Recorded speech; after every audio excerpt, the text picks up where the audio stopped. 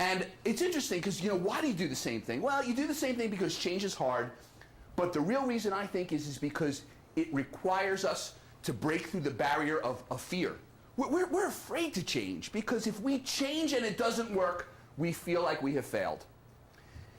And the reality is that if we want to be successful and the most successful salespeople out there, the number one trait of successful people, do you know what that is?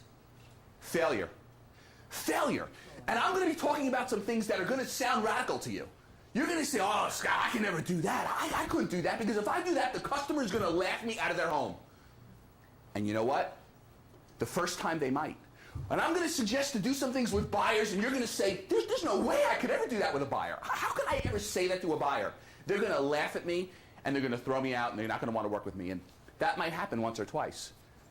But you see, it's not the fact that they might giggle or laugh at you early on. It's the fact that you tried something.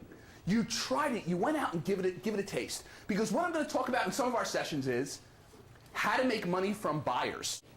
And it's interesting because, why do you do the same thing? Well, you do the same thing because change is hard.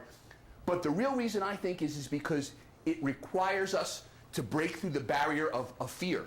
We're afraid to change.